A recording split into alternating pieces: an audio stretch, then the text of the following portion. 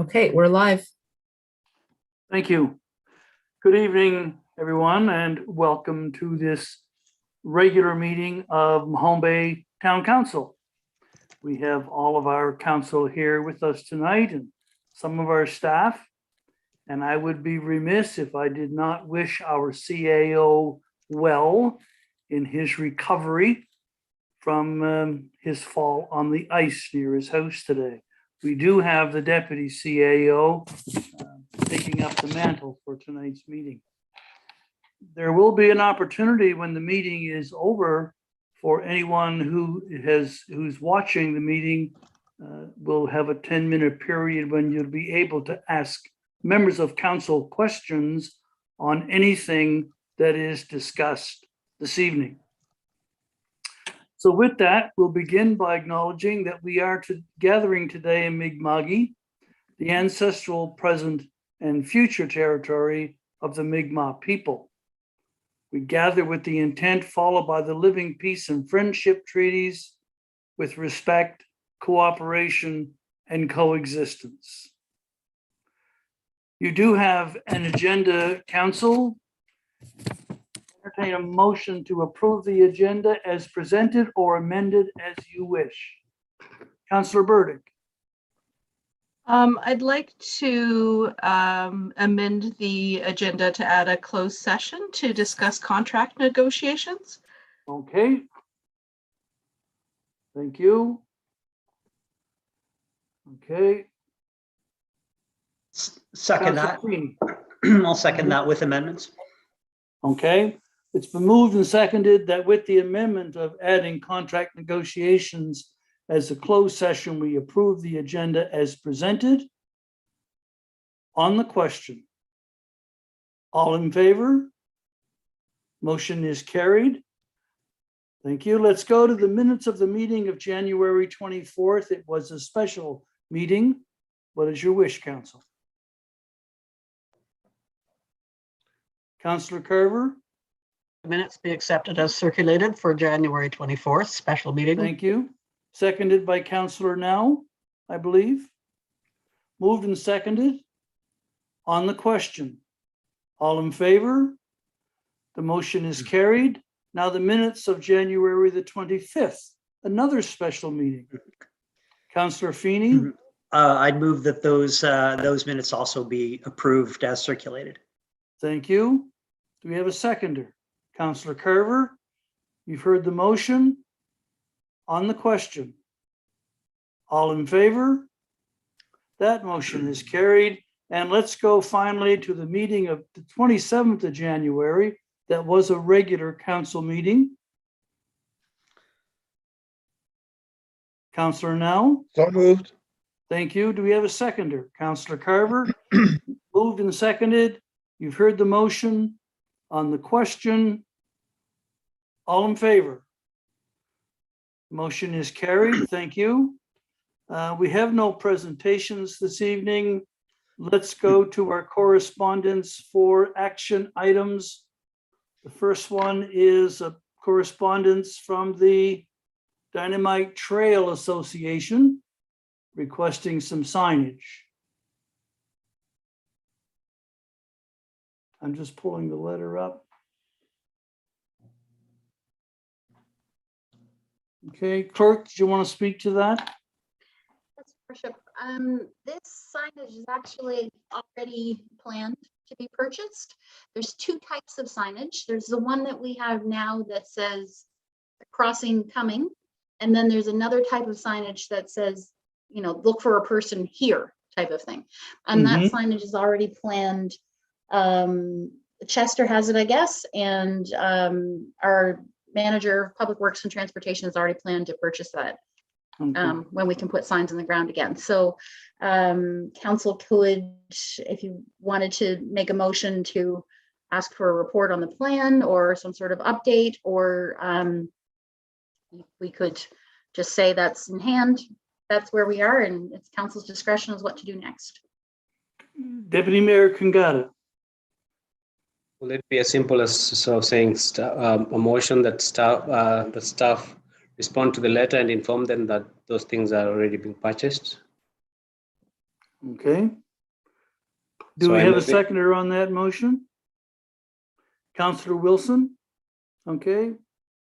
You've heard the motion, direct staff to advise the Trail Association that the signs have already been purchased and will be installed, weather permitting. Deputy CAO, do you have a comment? Just to clarify, they've not yet been purchased because, everything's frozen, but that is the plan for this They're month. in our plan to purchase. That's correct. Councillor Wilson? I'm assuming that we are also buying the signs for the other crossings that are not part of the Dynamite Trail. So the Faubourg Road one, the Hawthorne Hill one, et cetera, et cetera. I expect so, but I don't have clarification on that precisely. I didn't break that question down into Dynamite Trail versus Bay to Bay. So, but I can follow up with that. I can clarify that by email for council. But just, I guess my point is if we're doing one, we might as well do them all. Yeah. So Deputy Mayor, you would amend your motion to reflect signage for all appropriate places where the trails cross the roadways within town boundaries?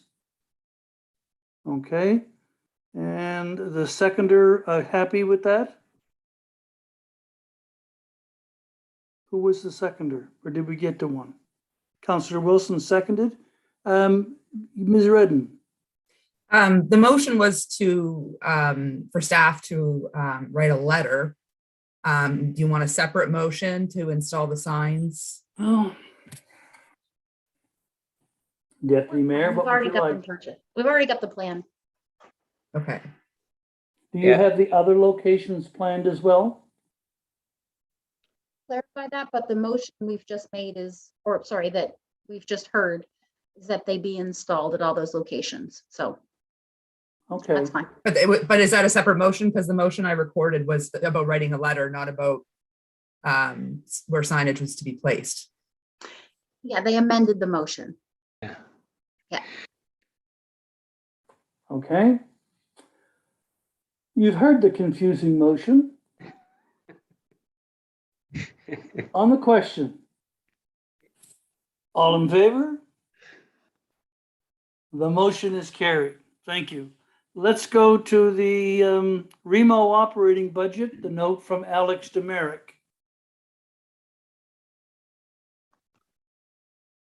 Councillor Feeney. Mayor, we have the letter acknowledging the Remo budget for $146,300.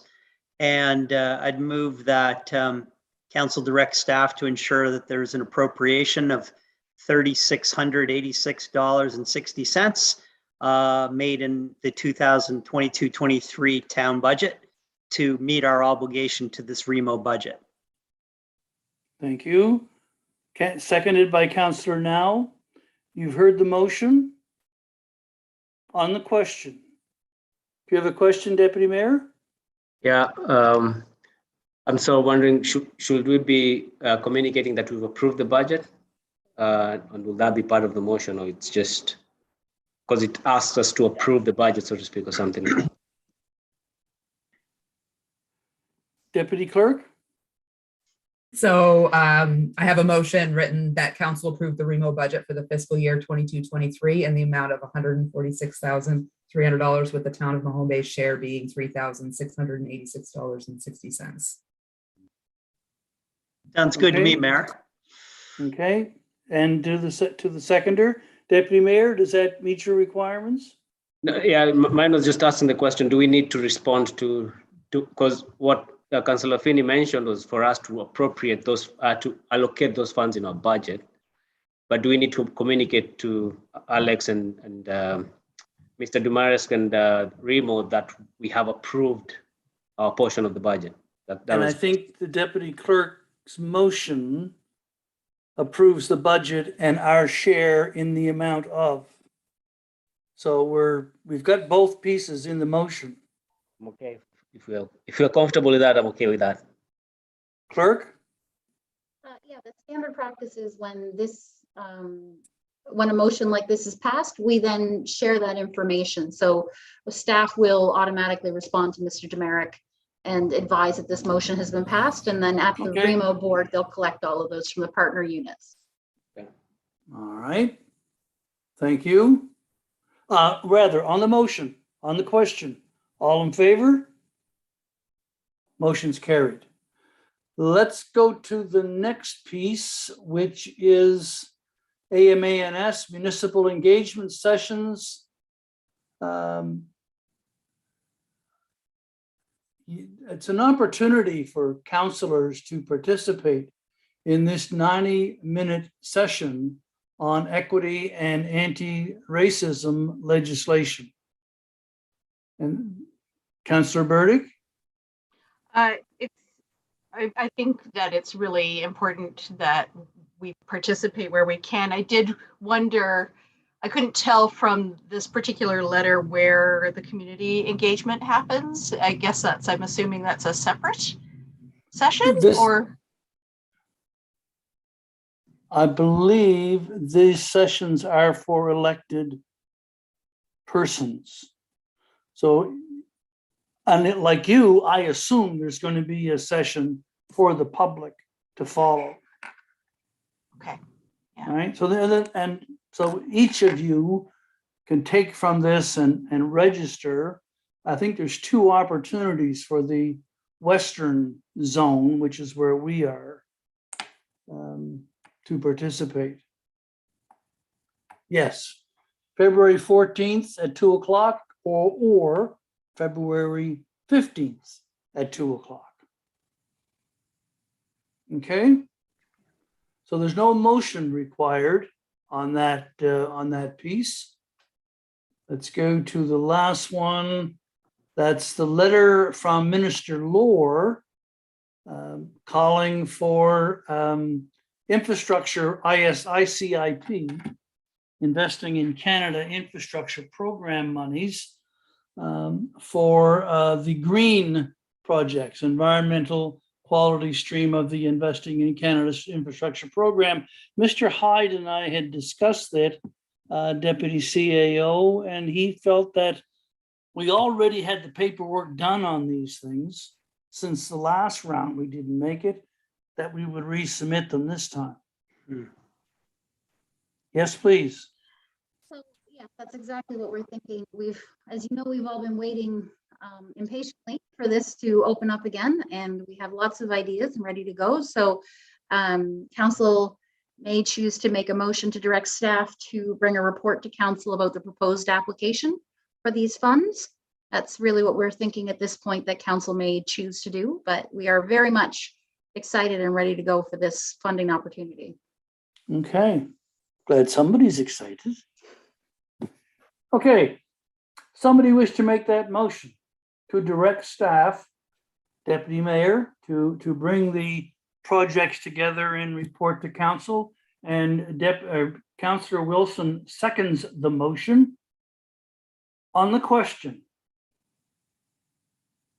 all in favor? Motion is carried. Thank you. So let me see here. Correspondence. What is your wish, council? Councillor Now?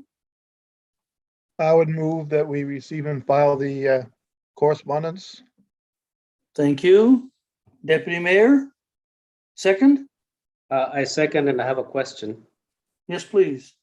The Accessibility Act, and with regards to that letter, I was just curious as to where we stand as a town with respect to what is required for us, because I think it says there's a deadline, April 2022, and in my mind I was sort of wondering how are we doing?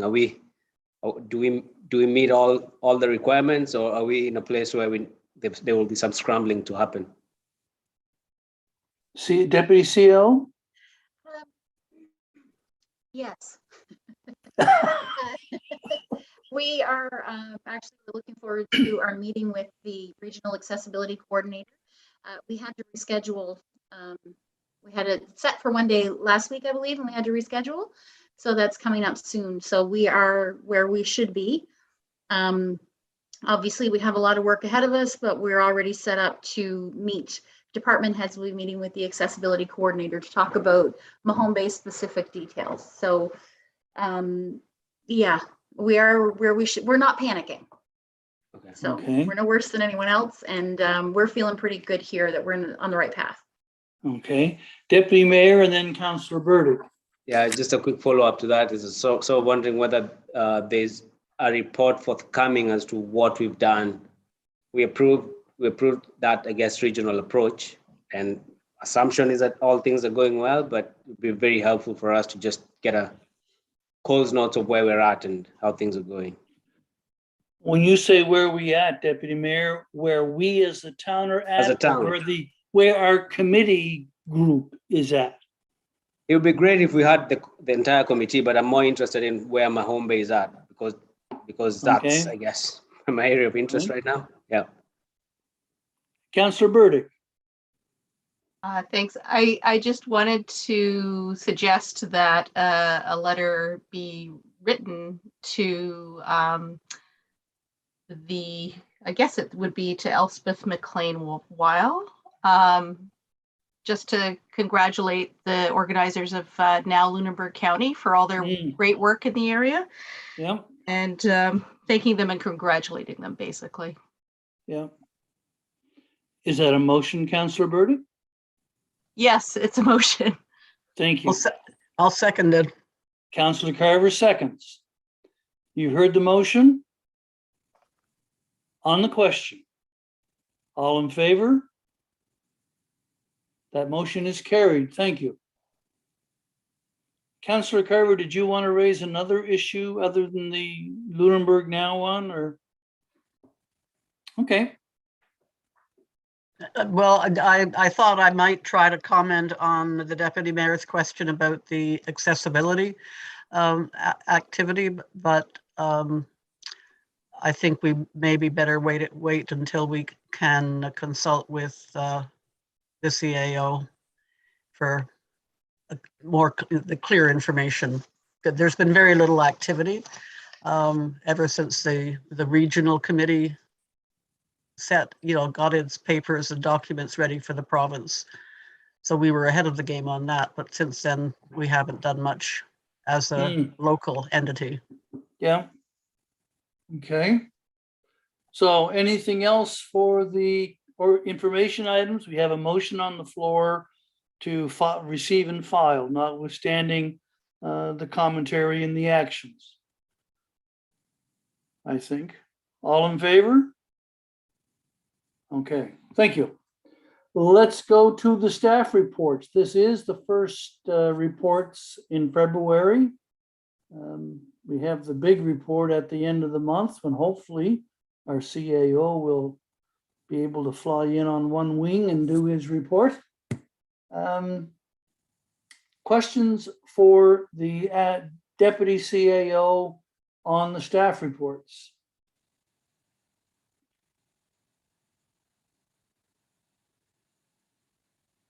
Okay, hearing none. Thank you. Let's go to the staff report on the accessibility application. Are you prepared to speak to that, Deputy CAO? Yes, thank you. So it is pretty well laid out here in Mr. Hyde's report, but basically there's this funding opportunity available and the town would like to pursue that funding for, we've had some talk about the sports field by the Mahone Bay Center, but we'd also like to try to access funds for the aquatic garden park. That is something that we had been discussing and looking forward to addressing that situation as well as we're hoping to access some funding for the ball field. Okay. Deputy Mayor. Thank you. I'd like to move that Council direct staff to apply for the Provincial Community Accessibility Program for funding to support accessibility improvements to the aquatic garden park, sports field, and ball field. Okay. Do we have a seconder? Councillor Feeney? On the question? I notice from the note that's presented, the town's portion is 24,310 for those list of projects. If the requested funding comes through at $47,190. And I'm curious to know what we'll do if we don't get the 47. If we get half of it, what happens then? Mhm.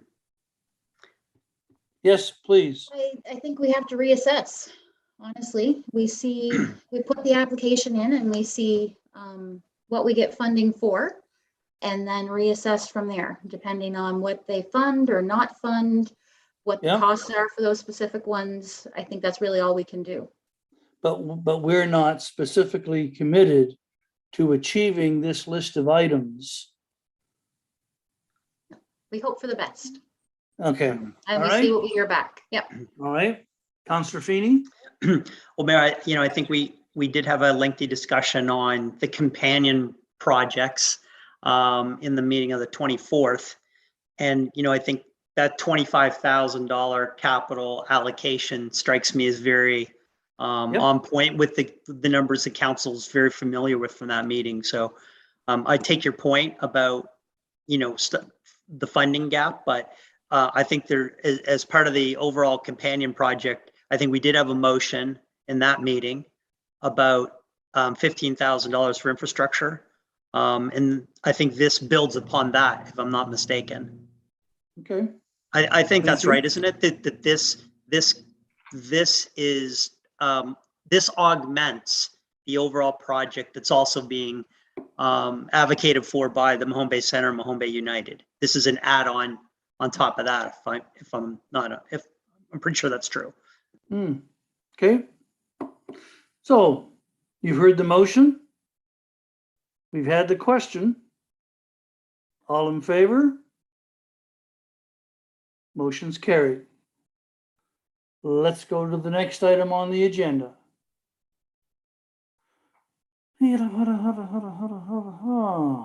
Temporary borrowing resolution for the solar garden. You This missed one, is- Mr. Mayor. Pardon me? I think you missed one. Okay.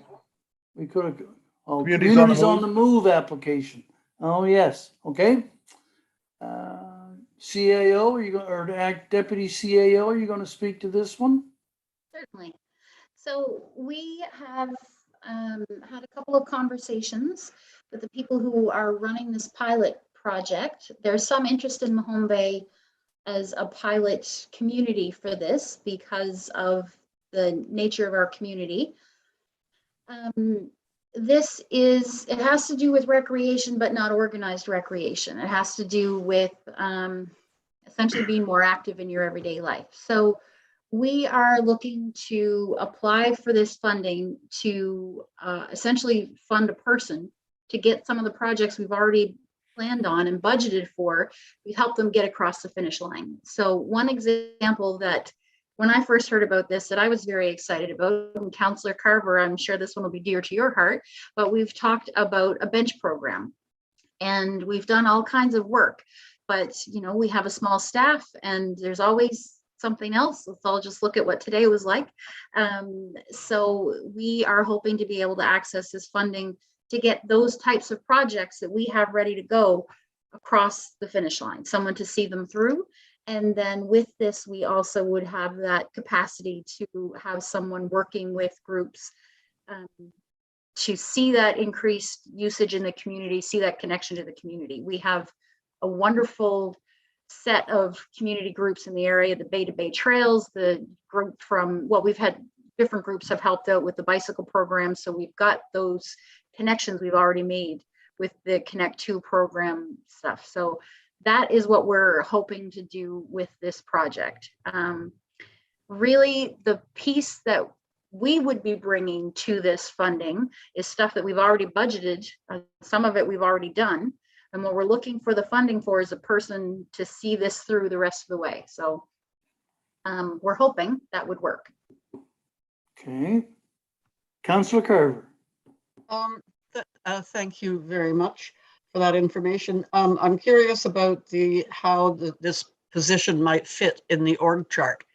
And the report has come to us from the Climate and Energy Program Manager. And is that where this person would be housed in that program? I don't know that we've got that figured out yet. So far, this is being shepherded on this end by both Ms. Horseman and myself. We've been working with the CAO on this. So where they would be housed in the org chart, I really, at this point, we haven't actually figured that piece out yet. I would see that person reporting to either Ms. Horseman, myself, or the CAO. We haven't figured that out, but that's who's on the back end of this. Thank you. You're Thank welcome. you. Councillor Wilson. This is an initiative that, well, on the face of it, looks like motherhood and apple pie. I will be very reluctant to support for one simple reason, and that is that when we start talking about putting people in the organization chart and supplying them with offices, with equipment, one thing you can be fairly sure of is that they're going to be around until retirement. And I don't think we can afford to add another person to staff on a permanent basis, which is what this amounts to. The same way I didn't feel we could afford to have a full-time environmental person when we made that decision last year at budget time. So I will be, unless we can get an ironclad guarantee that this is in fact a term position that will disappear in 16 or 18 months, I will be voting no. Thank you. Deputy Mayor. I'm trying to find some good words to get back to Councillor Wilson. So from my understanding, around the province, we have municipal physical activity leaders that are funded by the province, and municipal units contribute a certain percentage of that person's salary to do that.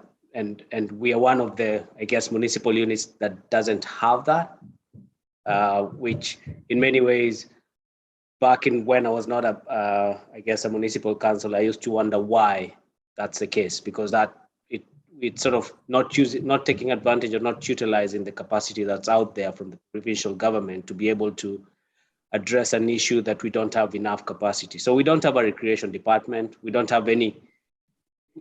really do anything as a town in many ways to support physical activity, movement, and all that kind of stuff. So I understand the hesitance for a permanent position, and I would gladly, in many ways, support us not going that direction. But these are funds that are available to be used for a certain amount of time that can maybe show what that kind of position might be able to bring to the town, that you might be surprised might be beneficial in ways that you probably have not envisioned before.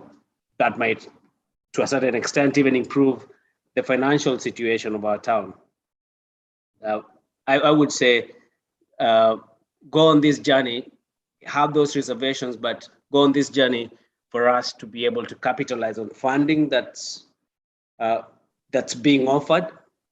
Let's try and see, and let's have that conversation about permanency when that conversation is on the table. Right now, that conversation is on the table. Right now, we're talking about a term position, so let's address the term position as it is. Thank you, Deputy Mayor. Councillor Carver, and then the Deputy CAO. I support the comments that have been made by Councillor Wilson and by the Deputy Mayor. I share the concern about a position morphing into a long-term position, but we could certainly rephrase the recommended motion to include the fact that it is clearly an 18-month term position, because it's very open-ended at the moment, the way the motion is worded. So I think that might help to include the 18-month term position in the motion, and then at the end of that term, council could revisit it should they wish. Thank you. Deputy CAO. To that point, certainly council could add something in there about a term position.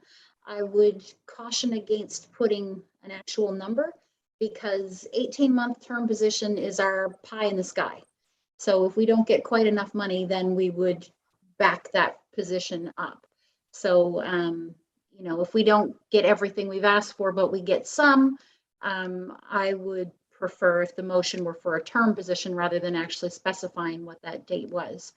My other point as well, you know, again, it's in the report, we're looking at a term position, but one of the big things that we're interested in about this funding opportunity is the way it connects these resources, these walkability, active transport, for lack of a better term, resources to the community. So part of this is to get that community buy-in and get it there. So one of the parts of this role will be to have that pass over so that people are using it more in the community.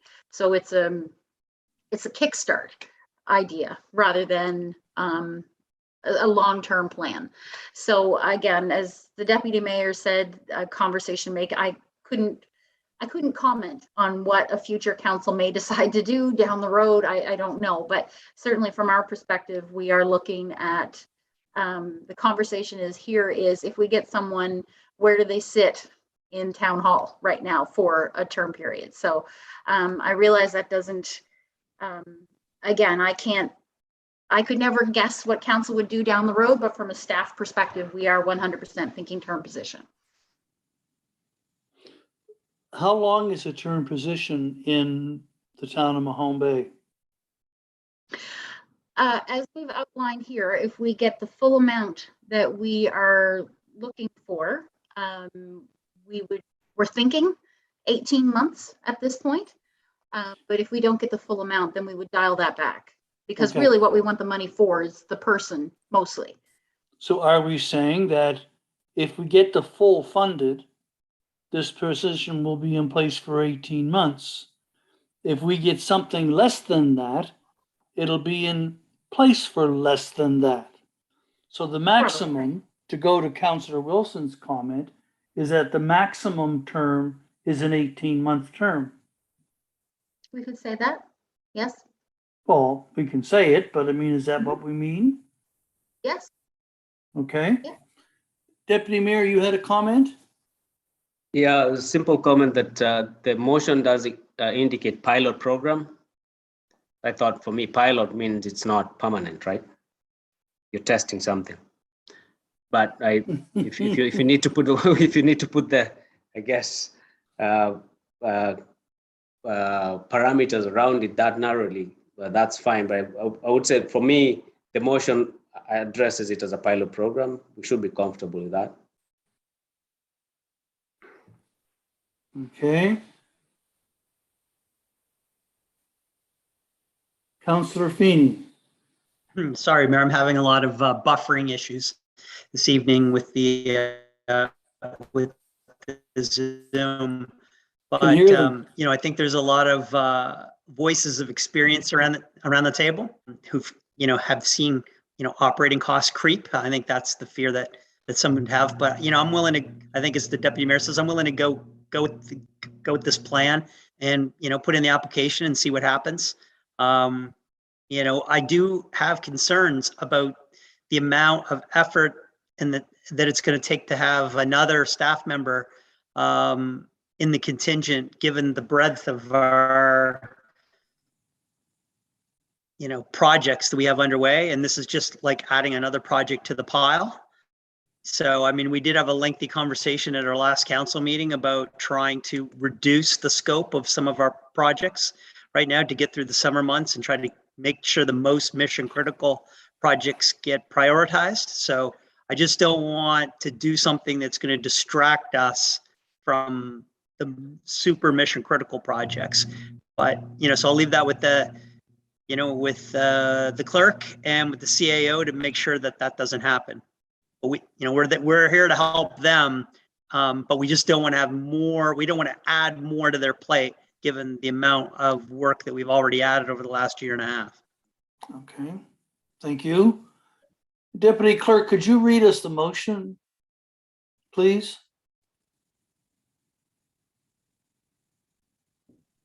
sorry, a motion hasn't actually been made. There is the recommended motion. Yes. the And then there was a recommended- recommendation of adding a term position. Well, that's part of the pilot program as it's worded on the screen. It includes that term position as one of the elements. But nobody's Councillor- actually made that motion. Okay, but I guess my point is, by making this motion, what council is doing is directing staff to apply to funding from the pilot program. Once we get the money, council will make a decision how we're going to spend it.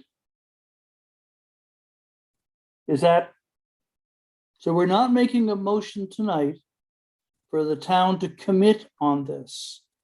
We're making a motion to ask for the money if it's possible.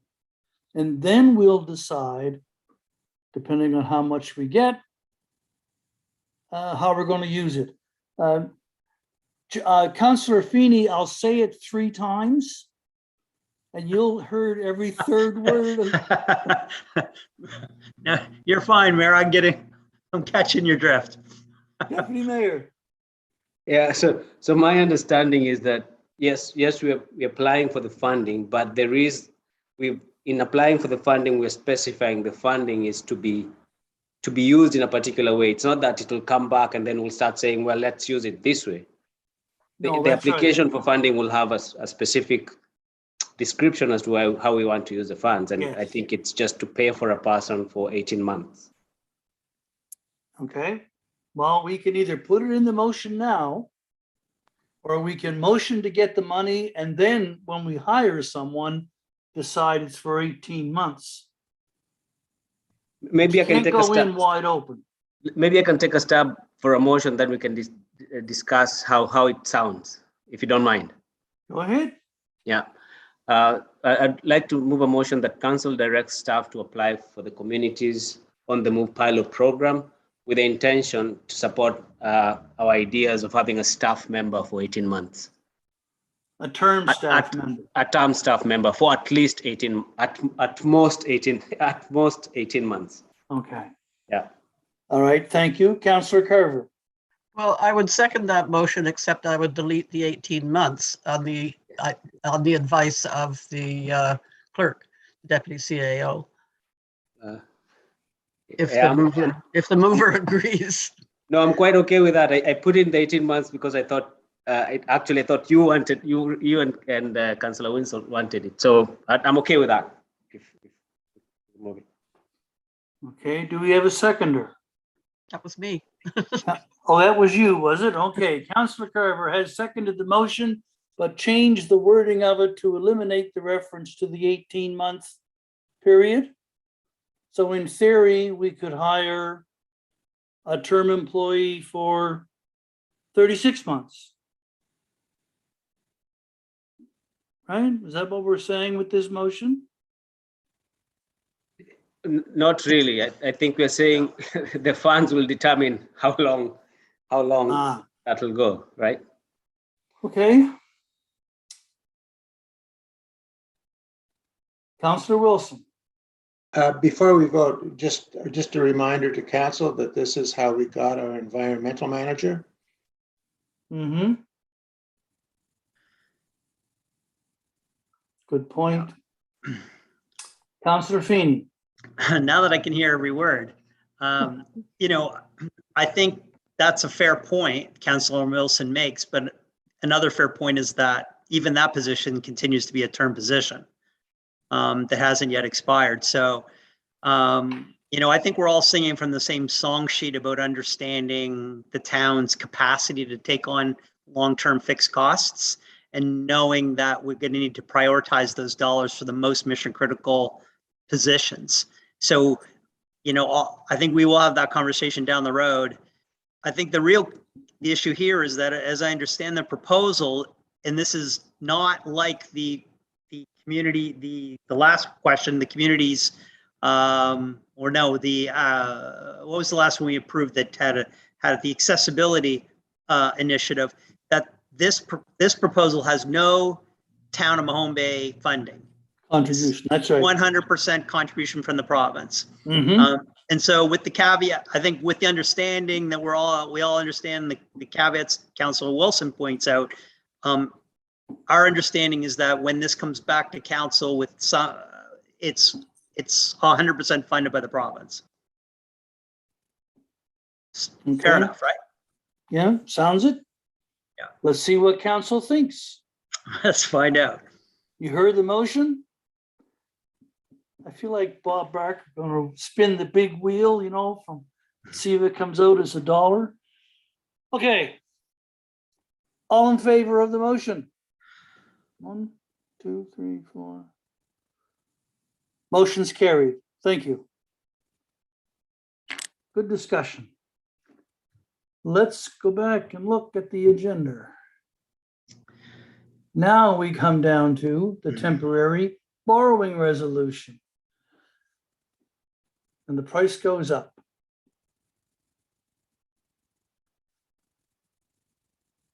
Councillor Feeney. Mayor, as you know, we have a town obligation as part of the overall project for the solar garden. And as I understand it, this is kind of our estimate of the town's piece of the action, with obviously the bulk of the funding coming from the province and the federal government. So with that being said, this is, our piece, our 27%, I think, clerk, something like that. So I'd move that council approve the temporary borrowing resolution for the solar garden project in the amount of $2.7 million. Okay, thank you. Do we have a seconder? Councillor Wilson? On the question. Are you seconding, Councillor Wilson? I am, but I have a question if I may. Okay. Councillor Feeney said 27% of is our obligation to this project. And I'm just puzzled because that would make that project a $10 million project. And I thought it was about a $5.5 million project. I stand corrected. Yeah, maybe I have the math wrong on the percentages. No. But I thought we were in for 27%, but maybe I'm mistaken. No, I think you're right about that. I'm just puzzled about the total amount because I didn't recall it being $10 million. Maybe I'm wrong. That I think it's 2.7 $6 million, million is our portion of the Mahone Bay share that we're going to pay net of what the federal and provincial governments are going to pay. Deputy Mayor Kangata. Yeah, that's a good, I guess, a good segue to my not question but comment in the sense that at council we probably have a better understanding about these resolutions, but when they come on the agenda and if somebody in the community is trying to figure out exactly what this is, the way it lands for us to make a decision can be a bit confusing. So it would be very helpful if this would come with attached documents that sort of show this is the project cost, why is this TBR coming into play, and sort of indicating, and this question would have been answered if we had that collateral material with it. So it might be helpful for us for staff to provide that in the future when they bring temporary borrowing resolutions to the table. I think I'd mentioned this even in a past one when we were having that conversation, because it's just come out of the blue and you're thinking, okay, so we approved this last year, it's come up again. We've not used the funding. From my perspective, we've not, because the project hasn't already kicked off. So it might be it's a refresher. It's a good refresher for anybody who's listening or looking at this conversation. Good point. Deputy CAO, is that something that staff can take away without a motion, that when these kinds of motions to accommodate a TBR are tabled, we can provide a bit more detail in the background paper? I think there's actually two pieces to that. On the one hand, a little more collateral material would be helpful. And on the other hand, we have a communication we need to improve our communication around the solar gardens. There's a lot of stuff coming together all at once, and That's Definitely. yeah. But that, we have that as a problem, quite independent of this piece. absolutely, and both of those Okay. are valid, and staff can work on that to address them.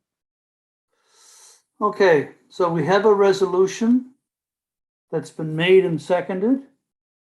Any other questions or comments on the resolution?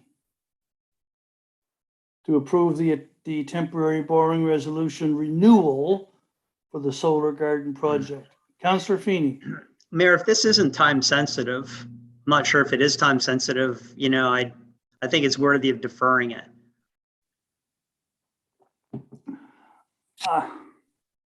I believe the monies in question are tied to the delivery of the solar panels, which has just recently been done.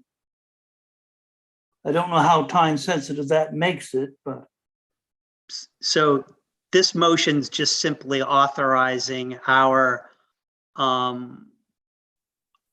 borrowing capacity with the municipal finance corp, right?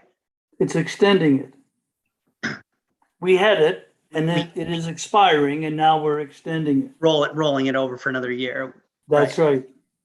Similar to the motion that we made last week on the fire hall funding, Yes. financing. Yeah. Yeah. And we don't start paying this back until we get into the situation where the MFC provides its funding and then we pay back the TBR. So are we saying is it time sensitive? Sorry, Deputy Mayor. I guess that's the question. If it's time sensitive, then fair enough. I believe it is. We'll move it along. If it's not time sensitive, let's defer. Yeah. Councillor Carver, you have a question? Well, yes, I think it was my understanding that it is time sensitive, given the dates that are mentioned in the background. Yes. Yeah, Yeah. I would say. I mean, we have to do it today Mhm. because it's due by the end of February. I suppose we could wait till but anyway, I think it's time It's sensitive. inevitable.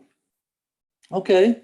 Deputy Mayor, you were, Yeah, I was just indicating that the last one was approved on the 18th of February. So we can, it's time sensitive, but we also have to portray due diligence. And I don't think the conversation we've just had portrays that. So I would be okay, since we'd already approved it last time, I would be okay approving it, but from I guess. I mean, I wonder, okay. I'd prefer to defer, Yeah. to be fair, to be frank. Defer for how, to what, Councillor Feeney? Well, to defer until the information that council needs to put our mind at ease that we know exactly what we're approving and for what purpose and what percentage of what top line project cost. I think there's an easy explanation. I think this is boilerplate. I don't know. It doesn't, the $2.7 million doesn't seem like a number I recognize, but it based on the percentages that I thought the town was financing. Okay. So like, why don't we just get a table? We can have, like, I'm available any noontime. We need to have a special meeting if we can't defer until 2 weeks from today or 2 weeks from now. Let's see if we can defer to Friday. Yeah. CAO will be able to offer us an opinion. We can talk with the people at area who are working on the solar project, and we can get the numbers that you're looking for. Great. Deputy CAO, and then the Deputy Mayor. To clarify then, the numbers you're looking for are the specific percentages of the project versus Mahone Bay's percentage. That's correct? The overall project and the Yep. town of Mahone Bay's percentage of it, yes. I'm assuming that we're going to approve borrowing in the amount of our expected contribution. Yes, yes. So that those numbers should be roughly the same number. Okay. That's, I think that's a reasonable wait while we get that. Yeah, Uh, One more Yep. And then we're looking at setting up a special council meeting. Did you say Friday, your worship? Friday. We That are, gives us the available? rest of the week to get the answer. today's Wednesday, right? So we're Tuesday. No, having it's Tuesday. Tuesday, pardon me. Okay. Friday we have a special, we have one or we want one? Lunchtime, Friday, we want one. Okay. I'd rather not have this week end with this not being done. And if we're not going to find something that's going to change our mind on it, then let's do it Friday. Deputy Mayor? So I just think we should just defer Friday or not. I think we will try and figure out calendars and something like that. What I just wanted to mention is that, I guess, as a follow-up to conversations that we had today talking about the solar garden with community folks, we will have a solar garden conversation as council at some point in the next 1 or 2 weeks. That's something we had talked about. Once the response to folks in the community is done, we'll definitely have that conversation. So I think when I look at the dates, I think we still have time before the deadline for this comes through. So there's no rush from my perspective. Let's just defer it, and then the deputy deadline, CEO figure Deputy out the Mayor? time. What's the deadline? Well, the last one was approved by DMH on the 20th of February last year. So my assumption would be we have the same amount of time.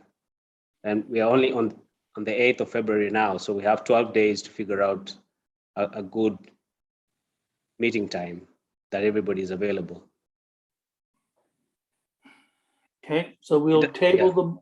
table the motion until we have that special meeting. Or defer to the next meeting, whatever works. Well, the next meeting is 2 weeks down the road. That's the 22nd, Yeah, which so- according to the deputy mayor is going to be too late. But this money is not, like, it's not like we're going to get a line of credit and then we're going to use it to buy, like, this is just authorizing the town's our engagement with the Municipal Finance Corp, which will happen next year sometime, right? Like, this investment's not happening for a year from now. Like, this is just boilerplate, getting our ducks in a row so that we have paperwork in place to go to the Municipal Finance Corp when the project goes from work in progress to, in operation, and then the Municipal Finance Corp will take on that town debt and turn it into a long-term loan. Deputy Right? CAO? Council has already approved the oral resolution, and this is essentially a housekeeping step to keep this in the right process for, as Councillor Feeney said, the Municipal Finance Corp, so that we're dealing with their rates rather than having to go to Okay, an external financial institution. So really, this is a housekeeping step, and that's why the deadline is important, because we have to keep that up. We were not able to apply for this sort of thing because our financial statements had not been approved and submitted, as everyone here knows. Now that those have been approved, we have to get this done rather quickly. That's why we're under the deadline like we are right now. So What is the deadline? Like, this is I think we've asked this question a number of times. When is this resolution required? So as you're aware, our manager of finance just wrapped up his position with the town last week. So the information that I have in front of me about the deadline is the same one that you have in front of you in this report, that we have to have it approved or renewed within a year, and that it was approved last year on approved or submitted. I'm looking for other things in the background here. It was approved by DMAH on February 20th, 2021. So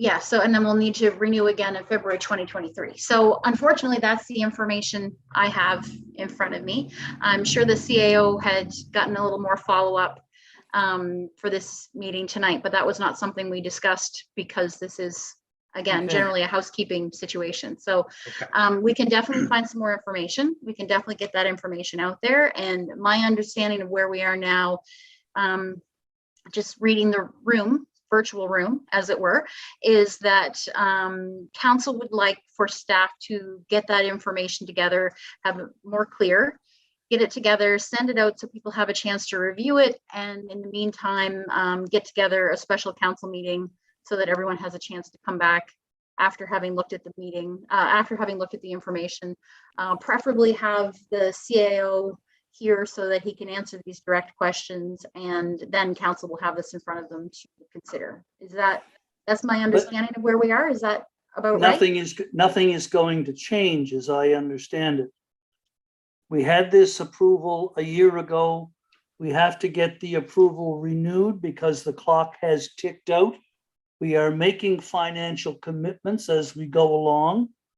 We've got a warehouse full of equipment that has to be paid for. So whether we do it in the short term or the long term, nothing's going to change. We still have these financial commitments on the line. And I don't think it's reasonable for us to wait for 2 weeks to be able to say yay or nay to this housekeeping piece of, as Councillor Feeney calls it, boilerplate. Deputy Mayor? Yeah, so I don't disagree with you, Mayor, that nothing's going to change. But I think in terms of decision making, due diligence is important. And for folks to have faith in how we make decisions, if some of the questions we've asked tonight we're not clear about, it'll only take a few days for staff to get back to us, and we'll be able to make a decision that we're all comfortable with. So I would just say, let's defer it. We'll be able to make a good decision when it comes to the table again, because we'll have more information. Rather than just rush to make the decision. With this project, we need, there's some things we need to demonstrate, and this is one of them, due diligence. Okay, Councillor Burdick. I'm just a little bit confused about with this discussion, whether it's deferring a meeting till the next council meeting or making a decision at this point to have a special meeting before that time so that we can discuss this fully with the information available and have that available to the community as they need it also.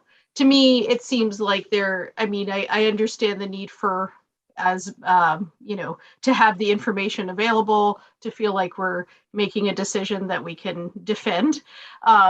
But I do notice that we had approved the initial temporary borrowing resolution back in January last year. So there was like a full month before it was approved by the DMAH. So I like the idea of sometime before the next council meeting of us getting together to discuss this. I don't know, Friday's too soon for staff to get that together, but. We do have a resolution on the table at the moment, Deputy CAO. We do. Also, I just want to, yes, we couldn't wait until the next regular council meeting because that's scheduled actually for February 24th. But I also think there's two separate aspects to this conversation about getting the information out there. On the one hand, the matter in front of council right now, the renewal of this temporary borrowing resolution, is strictly financial for council to have this all in front of you. So I think that is actually a quicker thing to turn around to get to council. Again, my understanding is that we'll be looking at schedules and see if we can find a lunchtime or 9 a.m. or something to have a quick meeting once everybody's had a chance to look at it. But I think that's a separate thing than the conversation about getting sort of more fulsome information out there in the community about the project overall. So again, my understanding is that we'll get the financial information together, get it out to council, look at schedules, and get a special council meeting put together. And then have council together to consider this renewal of the temporary borrowing resolution. And then the other piece will go back into the wheels. Is that about what council's thinking? My only thought is, what exactly is the question that council wants answered about this financial question? Councillor Feeney. So my question would be, why are we authorizing borrowing $2.7 million if our obligation is a different number than that? Okay, For the solar garden, for example, that would be the kind of question. So if our borrowing needs to pick up a contingency or something else that we're unaware of as part of the interim financing arrangement, okay. But I do think that if someone asks the question, the project is X millions of dollars and the town is contributing, a percentage of that, then you would think our borrowing would map to that. So as long as it does, all the, go forth and multiply. But so the question we want to know. ask is a rationalization of why we're dealing with this $2.7 million number. And that should reflect Mahone Bay's portion of the cost of the solar garden project. Or if it doesn't reflect it, if the 2.7 is the number for another reason, then just let us know what that is. Okay. Well, I agree. I think we'll that would approve be this, part of it. right? Yeah. And then there's we'll the approve other this. piece, as the deputy CAO suggests, is part and parcel of the discussion that we have started to have with some of the community members. Fair enough. Okay? Clerk?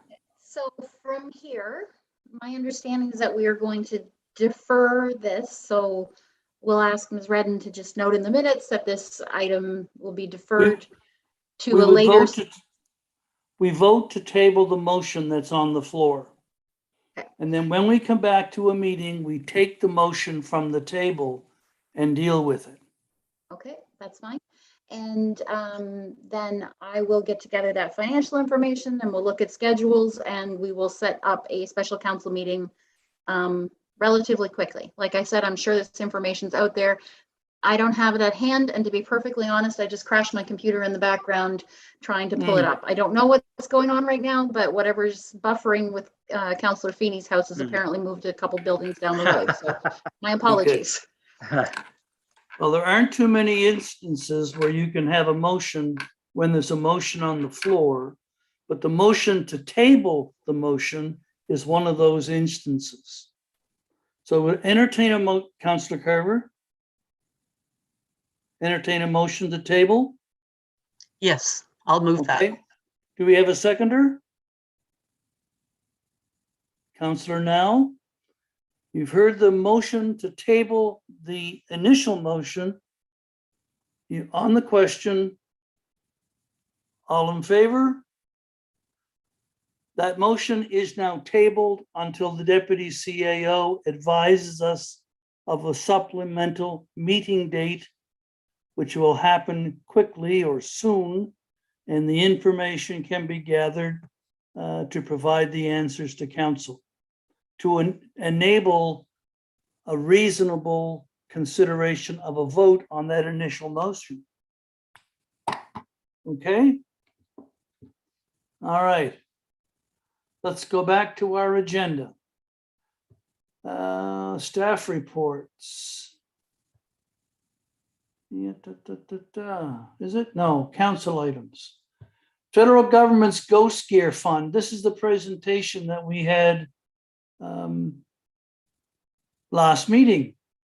And the federal government was funding a project on ghost gear retrieval, a huge problem in our coastal waters. The fund is supposed to terminate on the 31st of March. And we do have a letter to go to Joyce Murray, the Minister of Fisheries, asking that it be extended. And I think they were talking about 5 years, were they not? The Michael Ernst that was here and Scott that was here last meeting, they were talking about a 5-minute or 5-year extension. Well, I guess the question is whether or not council would support writing this letter to the minister in Ottawa.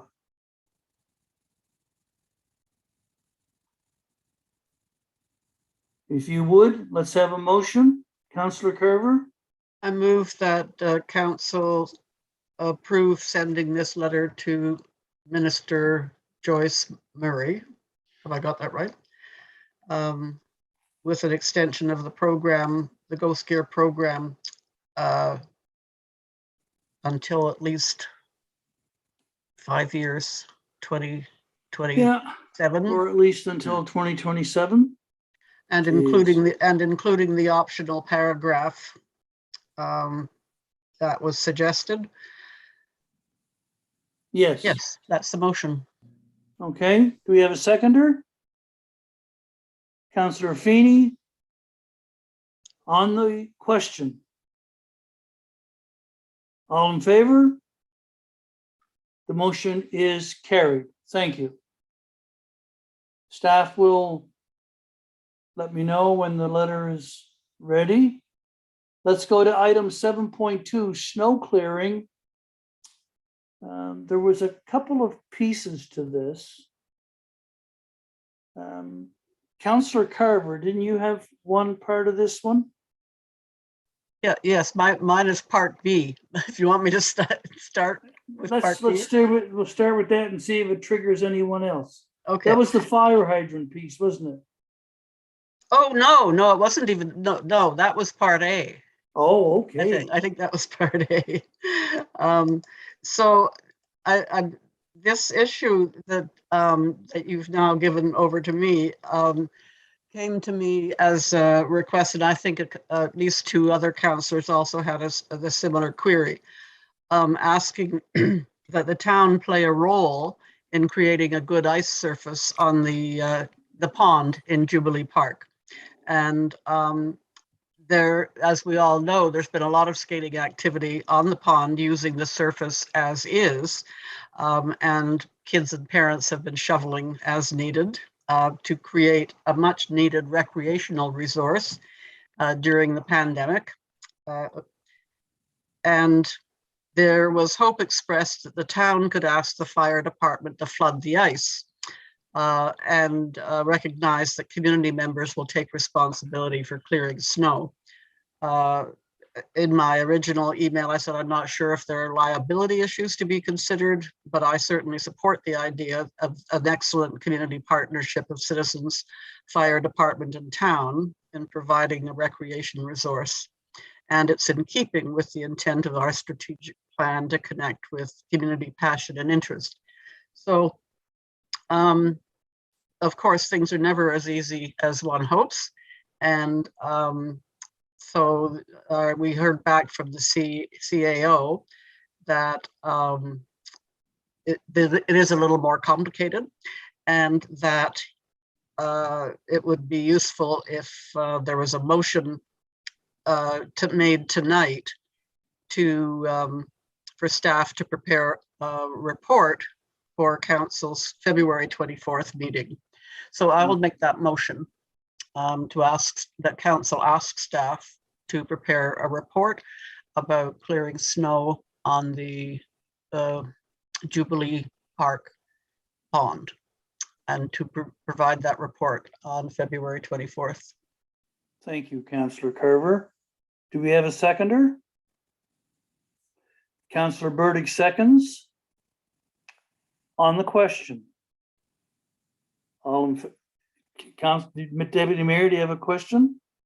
I'll just say that I'm supportive, but we also realize that in delaying this, then the winter season is over pretty soon. So folks might not be able to benefit in the I guess in the near future or in the next couple of weeks, and sort of wondering whether formalizing it creates, from my perspective, the formality and creates the risks, and whether if between alongside this option to explore that, if between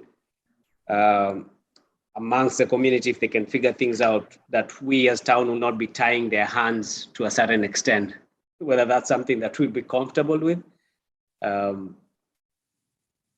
It's something that maybe we can give staff blessing to explore before a formal decision is made. Okay, Councillor Feeney. So I guess, like, I've lived here long enough to recall when there were signs by the pond telling children to stay off the pond in the wintertime.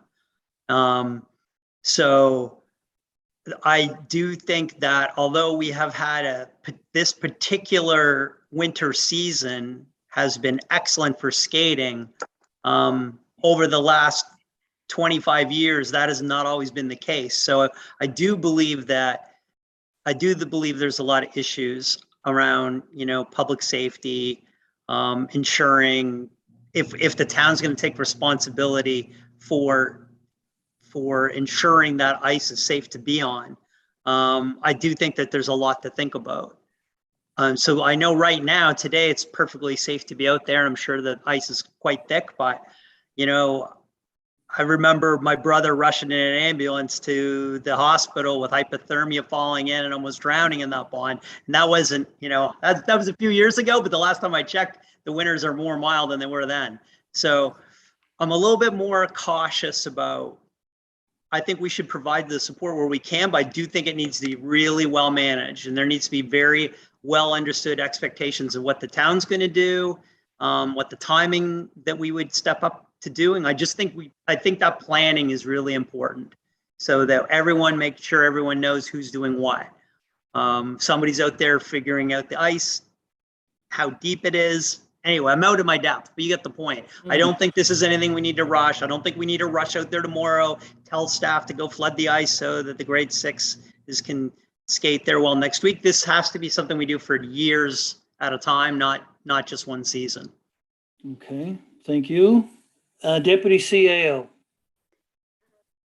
When this matter had been raised by council, it was actually something we were discussing a lot. And it is a very complicated issue with a lot of different layers. It has to do with resources and staff complements, and certainly liability issues. And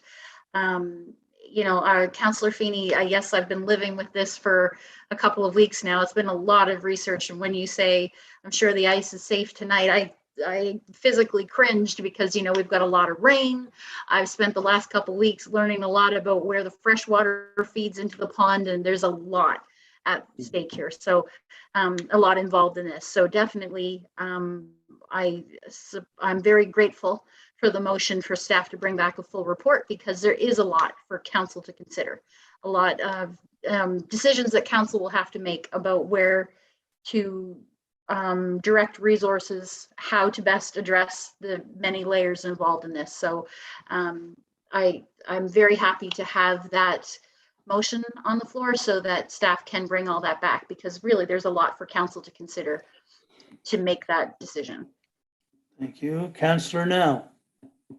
Yeah, I agree that we have to really look into this. I know when my son was using the pond to skate on, we approached the town at that time regarding clearing of it. And they said it was up to us to clear it, but they had a snow blower. If we wanted to use it, we were more than welcome to use it to clear the snow, but it was still our responsibility to see that was done. And at that time, I think Derek used to measure the depth of the ice.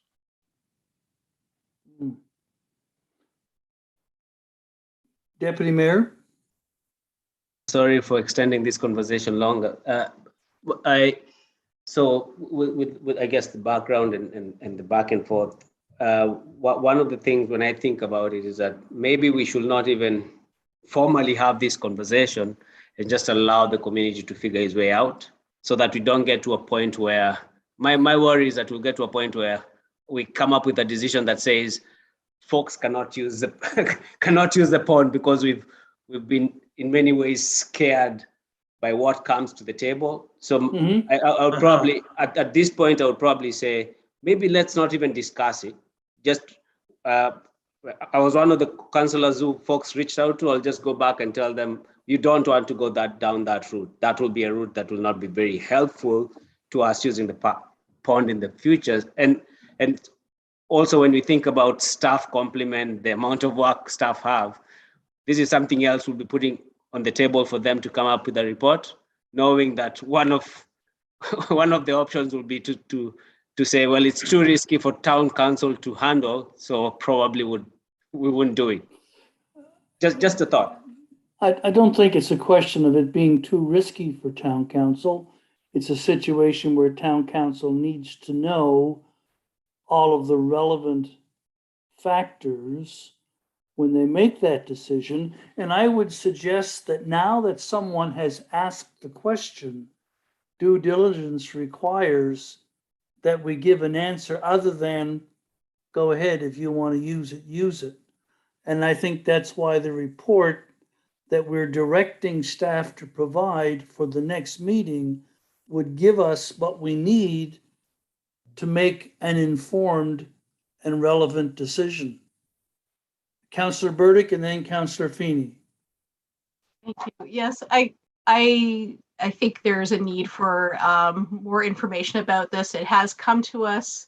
We're talking about it. I think it wouldn't really actually serve the community well to say you're kind of on your own with this, especially as we're noticing that there are more and more young people around. If something, God forbid, should happen, that's not great. The town would be, it would be discussed, I would say. So I think it's a perfectly reasonable thing for us to figure out how to make this work. And I don't see why it can't work unless there's a huge financial burden on the town, which I don't really anticipate, but I don't know. Okay, thank you. Councillor Feeney?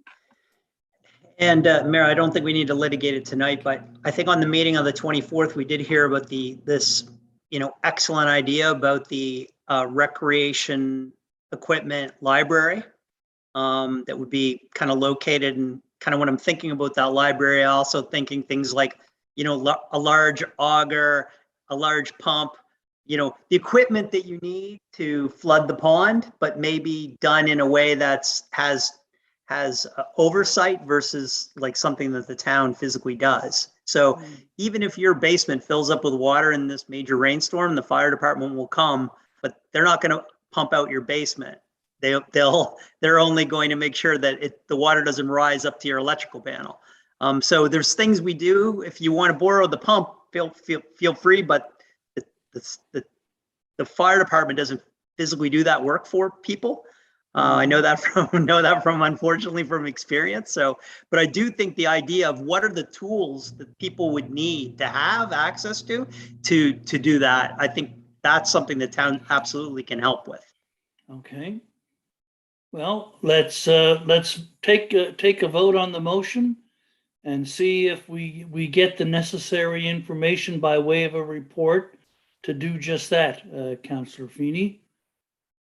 You've heard the motion, directing staff to provide a report at the 24th of February meeting. All in favor? Motion is carried. Thank you. The other part of that item 7.2 was around clearing snow on fire hydrants. The last decent storm we had, the plows came up and in a lot of cases they buried the hydrants. Luckily the hydrants have a stick on them that you can see where they are, but then the snow froze in a lot of cases and it became very difficult to remove. And it prompted a couple of councillors to say, well, what can we do about it? Well, there is a snow removal policy, but it doesn't provide for fire hydrants being cleared by staff with any immediacy. Roads come first, then sidewalks, then fire hydrants. As one councillor observed, there was a fire in the house up the street from them, which was right beside a fire hydrant, but it was not in the winter. But what if it had been snowed in? The damage to the house would have been a lot greater with no hydrant access. So in discussion with the CAO, it was noted that while we can change the snow removal policy for the town, we'd go to the Policy and Strategy Committee, we'd look at options and opportunities and suggested changes, but that's not going to help us this year. We're not going to get to the point for the rest of February or March, and as well you know, unfortunately, into April, you can get a pileup of snow that literally makes the hydrants disappear. So we need some kind of an interim direction for staff around clearing fire hydrants, and then looking at the overall snow removal policy through the Policy and Strategy Committee. Deputy CAO. Your worship, this is another issue that I would urge council to consider a motion to staff to bring a report to the next meeting of council. It is something that we've been looking at in the background, and it does come down to direction of resources. So, you know, what would the direction be? How would that be? I mean, if we were to pick an arbitrary number of hours, you know, under what circumstances? Under, you know, there's a lot to that.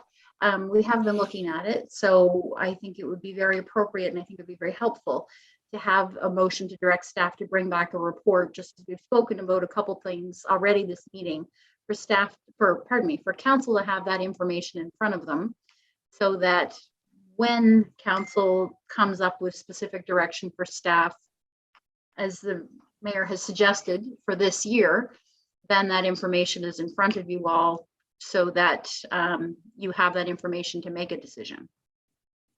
Okay, Deputy Mayor. I'll sound a little bit naive on this, but my understanding is that it's the change of staff that has resulted in the hydrants not being cleared. In the past, they were being cleared. Am I mistaken? They were being cleared in good time. Deputy. No. Okay. It's just honestly that we've had a very terrible January. Honestly, we've had one weekend we had a terrible amount of snow, and then we had a terrible amount of ice, and now we have a terrible amount of rain. It's been just a terrible January. So as far as staff are concerned, there is an issue in the fact that you know, we have a very small staff. So they go out and they plow, but we need to send them home to get some sleep before we let them drive very large plows around town. So that's where the staff complement comes in, but really it has nothing to do with any changing staff. Most of our staff that do the plowing have been consistent for several years. And to be fair, a lot of our fire hydrants are shoveled out by the citizens who live adjacent to the fire hydrants. The last storm we had, Councillor now beat me down the hill with my snowblower, and he shoveled out the hydrant that's on Fairmont Street. Most often for storms, I would go down and clean it out, and that's what happened in a number of places in town, but we can't count on that. And the fire department can't count on that someone will have done it. So. Mm-hmm. Thank you. Councillor now? Yeah, I agree. We should get a report back onto it as soon as possible, because like I say, time is running out for this year. You know, I know my son in this area had cleared 5 fire hydrants that one night. And I think in the meantime, though, if we could somehow get Jonathan, the manager of Public Works, to somehow direct the staff on the plows that when they're plowing out a road across an intersection, that they don't take that plow and push all the snow up over the fire hydrants. Besides burying the fire hydrant, that snow is very hard to remove. And I noticed in a couple of places where they have done that, just pushed it right up over the hydrant. So they're contributing to the problem rather than helping to solve it. Okay. Deputy CAO? Well, I'm not someone that drives the plow. No matter how often I ask, they won't let me. I do know that Jonathan is aware of the conversation. And as I said, this is a conversation we've been having here for a while. I don't feel that we can direct that at this point because they are aware of the conversation, but it is incredibly difficult to direct where the snow goes. So I'm sure there's all kinds of particularities and how it works and where specifically and that sort of thing. So I don't feel that we can pass that direction on to the Public Works staff at this point. I know he's aware of it. I know he's aware of the concern, but I know it's a little more complicated than that. So other than to say that I know he's aware and he knows that this is a discussion going on, I think it is something that we need to discuss more particularly than that. Okay. With that, we would entertain a motion to have staff prepare a report for the next meeting of council on the issue of snow removal from around fire hydrants. Councillor Carver? So move. Thank you. Do we have a seconder? Councillor Now, you've heard the motion. On the question. All in favor? Motion is carried. Thank you. Let's go to Councillor Wilson, budget parameters. Oh, sorry, Deputy Mayor, did you have a comment? Yeah, just a comment and I guess a question. Will it be, I guess, a good idea to, in the interim now, we might have a snowstorm, and I know some citizens, like you said, yourself have been helping. Will it be okay to sort of maybe have a post on Facebook to say we're looking at it, but if folks can please help us out by clearing wherever they can, so that at least something is being done in the interim. A fire won't choose when it happens.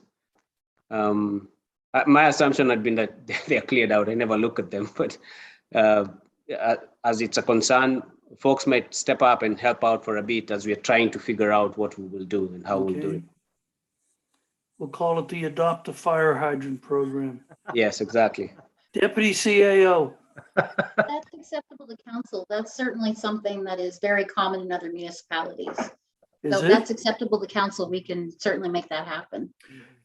Do you, can you design something to go on the town's Facebook page and that we can share, suggesting that neighborhoods adopt their neighborhood fire hydrant? I think the standard wording is something along the lines as if you're able, please consider clearing a fire hydrant or fire hydrants in your area. It's Okay. the wording's all been done and we can quickly come up with a photo and I'm sure we can get that out on Facebook this week and have council. And we can share it. mention that council is anticipating a staff report on the 24th, the blah, blah, blah, blah, that sort of thing. Yeah, that may work.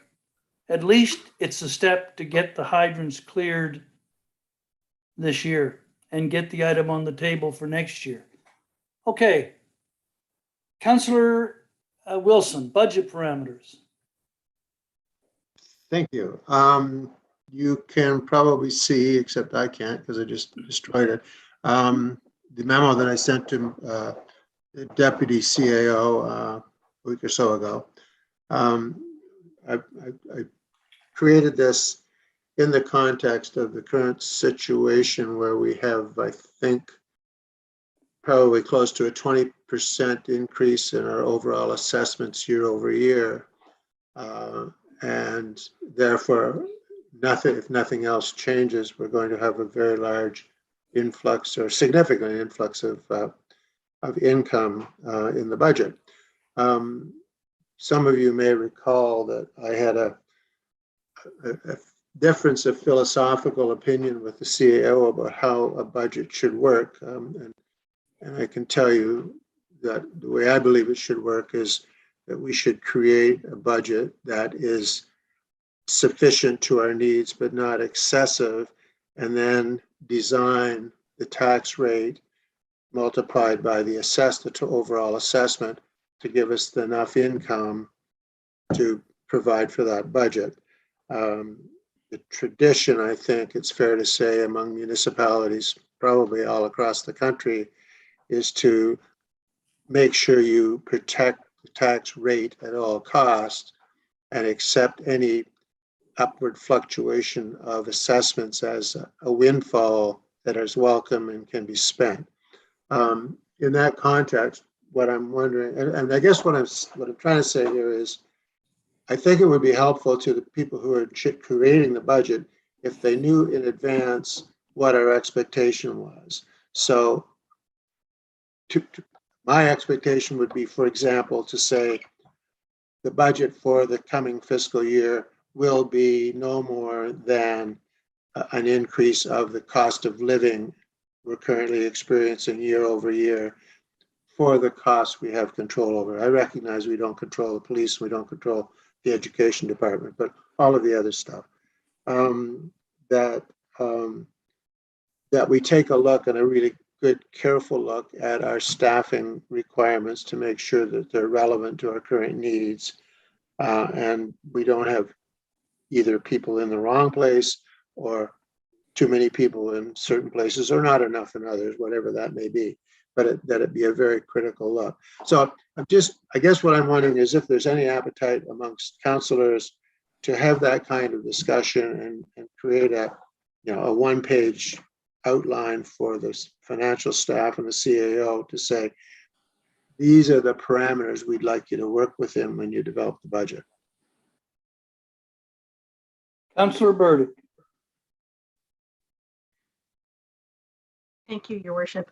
I certainly appreciate Councillor Wilson's suggestions here, but I do think that the idea of council is to come to consensus after reviewing and discussing things in a fulsome manner. And I think it's good for us all to be thinking about what is important and what is going to be important in the budget process. But I do not really agree with the idea of coming to that agreement before the discussion of the budget in full. Personally, I think that we need to have more, we need to have all the information available. We need to be able to also consider the audit, we need to be able to discuss it with another committee also, and to be able to really think about what we're talking about before we come to agreement in advance of the discussion, essentially. Okay. Thank you. Councillor Feeney. Mayor, I think there's a lot of merit in Councillor Wilson's perspective. If you go back in time to a year ago, and I think a more extreme analogy would be our friends in Bridgewater, where there was such a significant disconnect between the original budget tabled by staff in Bridgewater and then the council and the community's reaction to that. And I guess when I think about what Councillor Wilson's saying, I do think there's a lot of merit in making sure we don't have a major misalignment between the initial proposals that we receive versus what we think the community will support and what the council will support. And so this is a very unusual year where I would say over the last 5 years, on average, our budget has grown due to costs driven outside of our control, well in excess of the assessment base that we've enjoyed, the growth that we've enjoyed. But that's certainly been not the case this year. with a 20.5% increase, the largest increased assessment base in the province. So some of that's due to growth, and some of that's due to based on new construction and the seniors complex, and some of that's due to organic growth, basically inflation factors. And so I do think that this trend is not going to stop. And I think what you'll find out, and I think the CAO has been in contact with, representatives from the Property Value Services Corp recently. But this trend, this is not a one and done thing. This trend is going to continue. So, last year, Lunenburg had a 5% increase. This year, they had an 18.5% increase. There's no reason to think that a year from now, they won't have a similar increase. We're at the very front end with the full weight and benefit of the seniors complex only in its initial stage, rippling through to our budget. So, I think we really have to look at the tax burden and the idea that with all of this increased sources of revenue coming from brand new home construction and that facility, I just don't know if it's reasonable to think that we can have a 20% increase in tax bills. So I don't know what the right number is. I tend to think that COLA plus ones probably sounds about right to me. Something like that shows constraints. But the idea that we're going to simply take in that windfall of dollars, we better have really strong rationale for spending it. And given the fact that we've been running significant surpluses the last 2 years, I don't know. We'll see. I think we'll see where we are. But I think having a discussion at the strategy meeting and providing some broad parameters to staff will enhance the budget process. And then we can have that full debate that Councillor Burdick speaks of. Thank you, Councillor Feeney. Deputy CAO.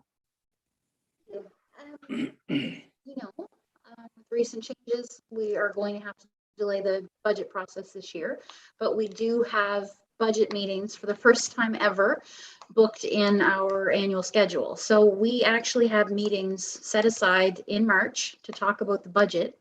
So really, there's every opportunity if council wants to have a meeting to sit down and talk about these sorts of ideas, what Councillor Wilson's bringing forward, what Councillor Burdick is saying about let's have a better sense of what the thought is, what Councillor Feeney is saying about sort of get everybody on the same page before the development. We can certainly have a meeting just to talk about that sort of thing. We already have them in bright green on our calendars. So there is absolutely time to have that kind of meeting to really hash out this sort of thing.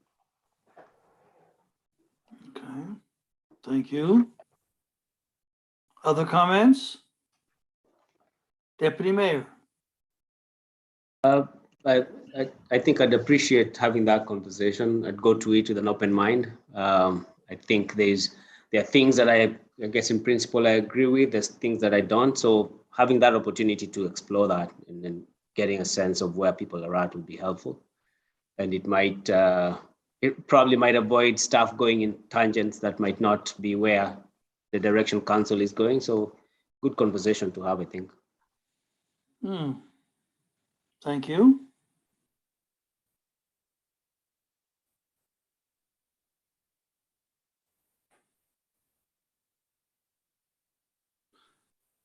Councillor Wilson, looking at your note, there seems to be some agreement that in advance of the actual budget discussions, council would have the kind of discussion that you are suggesting to establish some budgetary parameters, looking in general terms at what the operational commitments might be for that fiscal year, 22-23. I take the deputy CAO's comments to heart that we have a bunch of meetings that are already scheduled, and I think it would be a great idea, especially since we will by that time have a rough outline of what our potential income is, because we'll know what all the assessments are, I'm sure, by mid-March. To take that first meeting and just kick it around and make sure that we're not doing a lot of useless work that we're going to have to go back and fix later. That's, Okay. I guess, my main point. All right. The Deputy CAO, do you think a motion is necessary to commit that first meeting to this idea of parameters? So I think it would be good to just, we could commit, well, we kind of have to cancel the meeting if we weren't going to have it. So that would give staff an opportunity to pull together information and council about a month to maybe a little more to talk about what kind of information would they find is helpful. This is something Okay. that's come up several times already during this particular meeting. It seems to be a theme this evening, but that gives us an opportunity for people to put forward what they think would be helpful to have to inform that conversation. So really, we've already got the meeting on the books. Yep. So we can So just say there's- that's what we'll do for that one. There's friendly agreement in the room or on the screen tonight that first meeting will focus on the notion of budget parameters. And we'll get some wording to go with that, and what exactly are we going to talk about, and what exactly would be helpful for members of council to have for information going into that meeting. So that gives us some time to do that. I know when we set these dates, we talked about some would be daytime, some would be evening. I can't even remember what we talked about for that one, but we can confirm that in the meantime too. So we'll get all that stuff Okay. sorted out. Councillor Wilson, are you comfortable with that? All right. Anything else? Okay. Go to committee reports. We have two. The first one is the Audit Finance Committee. The draft minutes meeting was held on January 27th. Any questions on the minutes?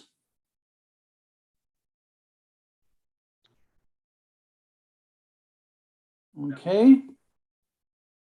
Let's go to the Police Advisory Board meeting. Also held on January 27th. Questions? There are a couple of motions in there, Deputy Mayor.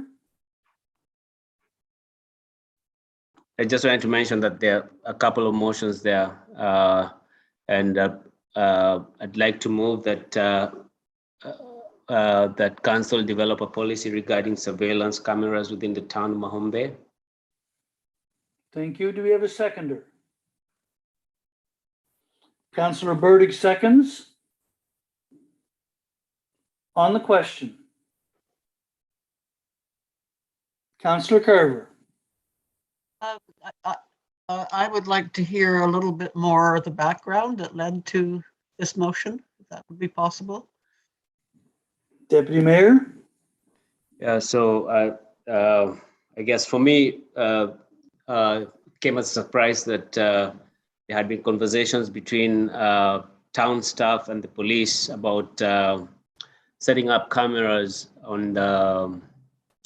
There has been incidents of vandalism and graffiti on the bridge and a couple of spots in town. And so one of the solutions that had been proposed was for town to purchase some cameras that can be put in those spots to identify who those culprits are. And from my perspective, whilst it might look like a very simple thing to do, I was concerned about, I guess, an approach whereby we are sort of deciding that as a town, surveilling or using cameras to do that kind of work is the best approach. From my perspective, I didn't agree with that. I probably still don't agree with that approach, but it is something that has been discussed and was proposed. So I propose that I think as council, it would be important that if that's going to be the direction that is taken, that council has a good, robust conversation about it. And it was within that kind of conversation that we sort of said, well, let's let a policy be developed as to how and where surveillance cameras can be used, so that at least staff have direction when they can make those decisions and things like that. So that's why this motion comes to the table. Thank you. Councillor Burdick and then Councillor Carver. Thank you. I find it interesting that this came up at this particular committee. So fairly soon after the decision was made to enable the road cameras to be accessible to the public. So I'm assuming these are different cameras that are in addition, or the suggested cameras are in addition to the ones that already exist for the road conditions. It is something that I feel can be a slippery slope, as I say, surveillance in towns and the use of cameras out there. So I think it's definitely worth a report and a policy. Councillor Carver. Yes, thank you.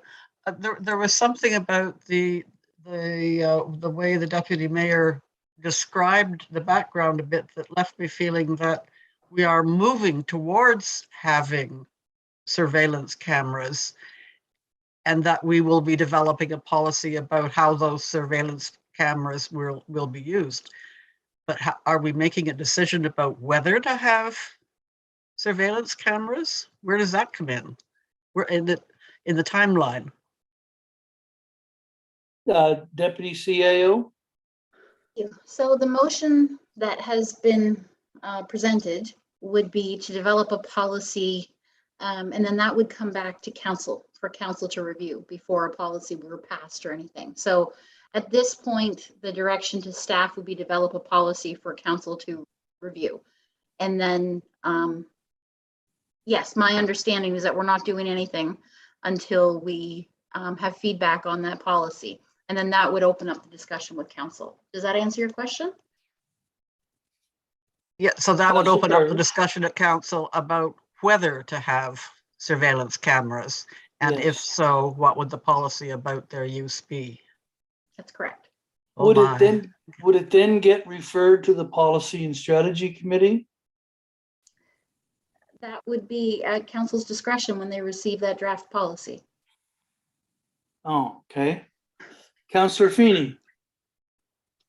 Mayor, not to get us too far off the beaten track here, but have we received a request from the RCMP to put RCMP owned and managed cameras on Mahone Bay utility poles? Or are they asking that the Mahone Bay spend dollars to put a Mahone Bay asset on a Mahone Bay pole and make it available Okay. to the RCMP? All right. Councillor Wilson. Yes, What's the that's answer to like- that question? Well, the answer to that question is, this was brought up because of a joint proposal between the town and the RCMP to put in cameras to surveil for these kids that are tagging the bridge or whatever. The comment I made during the meeting was that we should have this policy, but regardless of what policy we have, the RCMP still reserve the right to have surveillance cameras that we may or may not ever know exist, that they do it on their own volition, and that would still stand as far as I know, because they operate independently from the council in that regard. Is it fair to say that they would be deciding to install cameras for reasons other than kids tagging the bridge? Sure, could be anything. Or something of a more dire situation? Councillor Feeney and then Deputy CAO. I mean, so, you know, I have quite a bit of experience with this around RCMP owned cameras that sit within the telecommunications space owned by the phone company. So this is something I've dealt with many times over many years, and there is a high degree of complexity. You need servers, you need internet availability to the cameras. It's the exact same conversation we just had last week around the snow. So there is a question of I'm not saying that the town wouldn't give permission to the RCMP. I'm sure we would, but there is an actual process to gain access to the quote unquote regulated communication space on the telecommunication poles. I mean, the RCMP just can't just come in and put up cameras anywhere they want. They have to go to the utility. They have to ask for permission to get access to that space.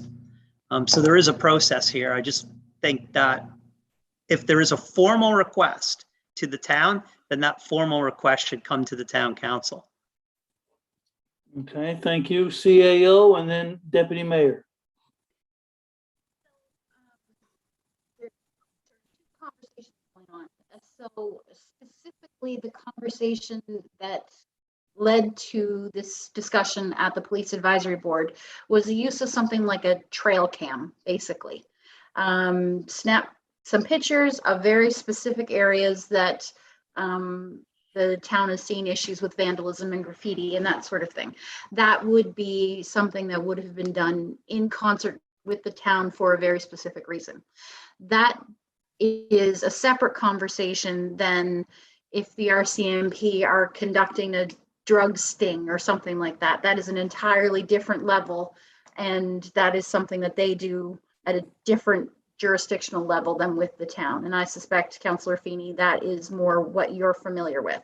Yeah, I'm talking about like in George Street in Newfoundland, in St. John's, cameras wall to wall for that, you know, but everybody knows they're there. I guess that's the point I'm making.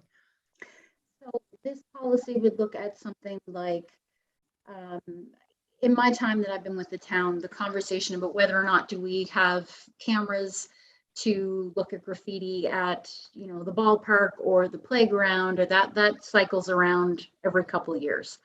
So that is the level of what we're talking about, not that type of thing that you're talking about, nor is it the, like I said, the RCMP have a massive sting they're doing. That's a separate thing altogether. So really we're talking three different things, but the policy we're talking about would be something like, are there surveillance cameras to watch for things like graffiti, etc.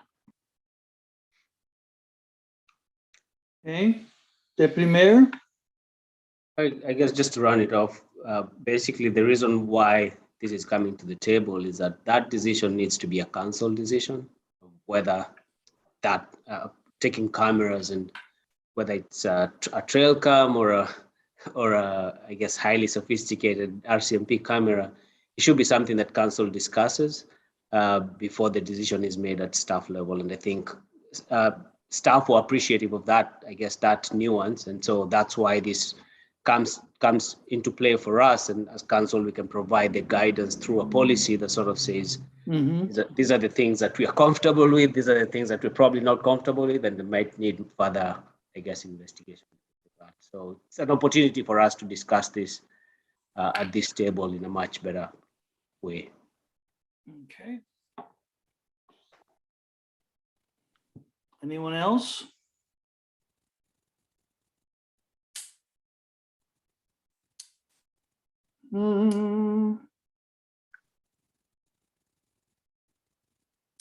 So we're looking for council to move on developing a policy regarding surveillance, as the deputy mayor has suggested. Councillor Feeney moves. Do we have a seconder? Councillor Now seconds. You've heard. Ms. Redden, did you have a comment? We already had a mover and a seconder. It was the deputy mayor and seconded by Councillor Burdick. So we're just waiting for a vote on the motion. Yeah, thank you. You're welcome. My brain stopped off about 15 minutes ago.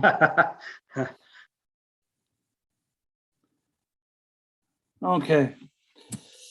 Thank you for that. Thank you, Councillor Now and Councillor Feeney, nevertheless, for making a recommendation. Councillor Carver on the question, I assume. Yes, our discussion.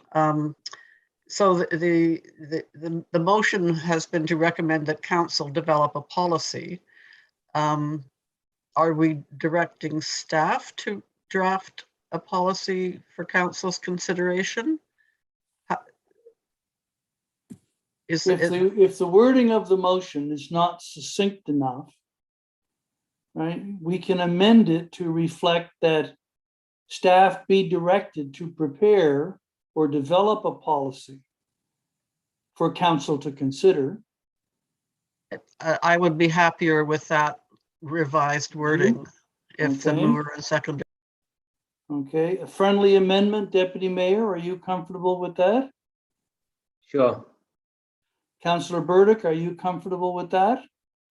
So the motion now says that council directs staff to develop a policy regarding surveillance cameras within the town of Mahone Bay.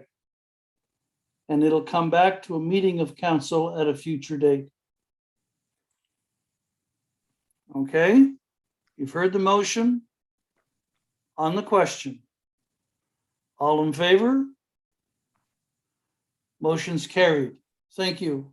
There is a second motion in that report.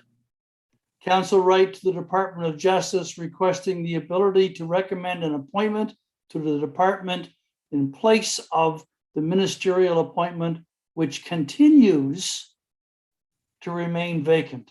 How long has it been vacant, Deputy CAO? It's a little vague. In 2016, our longstanding provincial appointee was elected to council, and we were told that that would be fine. And then 2018, we learned from a media source that we were listed as one of the municipalities that did not have a ministerial appointment. So somewhere in there. And then since that time, that is not a process that we have any control over. So council will have seen us promoting the agencies, boards, and committees in the newsletter every month. That's the position we're talking about, is to get someone to apply to the province that the minister would then recommend to council. I know anecdotally of someone who was interested, and my understanding is that that person applied but hasn't heard anything. So the discussion at the Police Advisory Board was that the motion be made that council consider requesting doing that another way. So a good example of a way that works is our representative on the Western Regional Housing Authority. That is someone we go out to the community and then we recommend that person to the minister's office for appointment. So that would be the kind of thing that we are hoping that they'll let us do. This is something that came up in our recent Police Advisory Board training, that this is a discussion at the department level. So at the Police Advisory Board meeting, there was a discussion about, let's see if we can make that happen and get that other seat filled on our committee. Okay, thank you. That is the intent of this motion. Someone care to make the motion? Deputy Mayor? Seconded? Councillor Feeney? Okay, on the question? All in favor? Motion's carried. We shall write to the DOJ for a suggested resolution to that ongoing vacancy. Okay, there's no new business. So before we go in camera, how do we have some folks at home watching? Yes, we have 10 people watching right now, but we have no questions. Okay. If you don't mind, we'll just hold for a minute to see if anybody furiously types up a question. Right? How many stones in the Great Wall of China? I keep waiting for that one to come in, but. Very specifically, our policy allows questions only about things that have been discussed in the agenda. However, if anyone has that type of question they'd like to ask council, we have a 15-minute public input session before every council meeting. Every council session, that's right. That's correct. Every regular council session. I used to ask how many bricks in the Great Wall of China until someone said none. They make them out of rocks. They don't make them out of bricks. Well, some of it's rice. Is it really? There you go. Today wasn't a total loss. Well, hearing or reading no questions, I would entertain a motion that we go into a closed session to discuss contract negotiations. Moved by Councillor Wilson, seconded by Councillor Burdick. All in favor? Okay, we will go in camera. Thank you for the folks at home that were joining us. And hopefully